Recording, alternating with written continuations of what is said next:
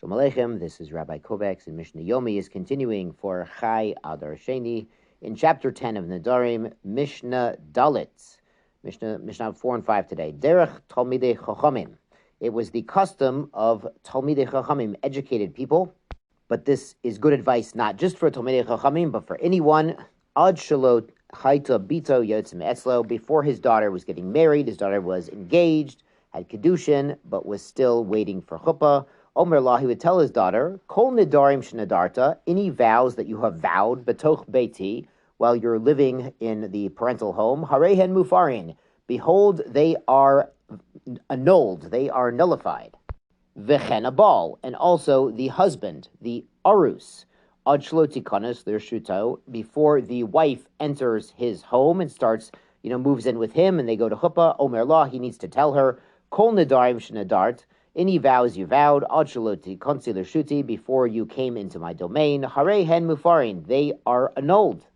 Now recall, we said at the beginning of this chapter, in this engagement period between Kedushin and Nisuin, they need both the father and the husband to annul the vows, and that's why both of them are required here.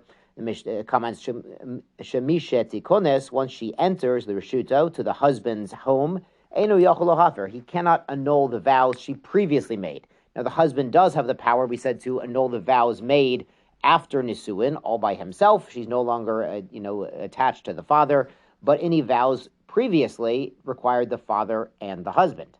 Now, the Gemara here on Daf 73 suggests that this is proof that the husband or the father could annul a vow without even hearing the specific vow. Basically like a kol nidre type of thing, where he doesn't even have to know the specific one, and they could annul it anyway. And the Rav Bartanur here comments, filu below shmiya, even without hearing the specific vow, the husband and the father could get together and annul the vows made in this period.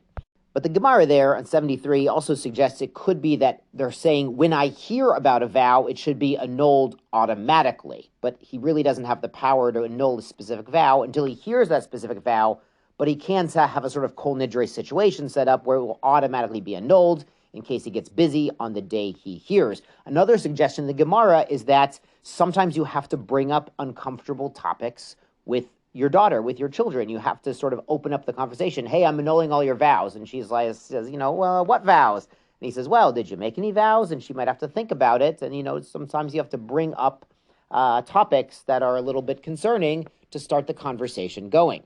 Let's go on to Mishnah. Hey, Bogeret. Bogeret is a mature young woman, and that's not a contradiction in terms.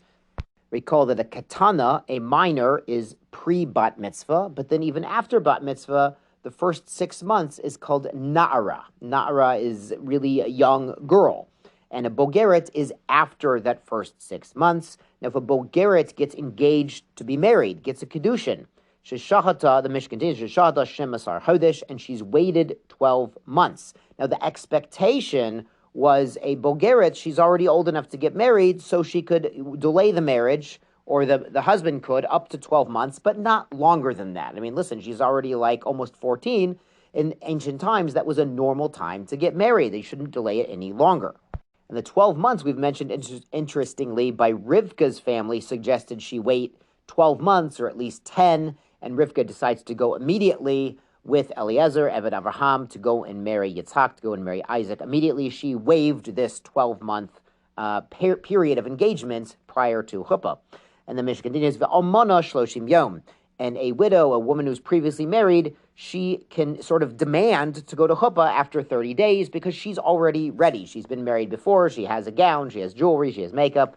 So the situation here is there's been a kedushin, and there's been a waiting period, so now really we're expecting them to go to Chuppah and become fully married. So Rabbi Eliezer Omer, Hoel, since Vaila, the husband, the Arus here, Chayiv ben Mizanoteya, he has to feed her after this point.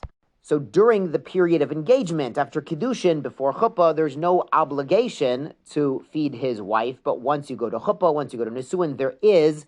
But even after this waiting period is up, this sort of the maximum period of an engagement, there was an expectation, a requirement for the husband to feed the wife even before chuppah.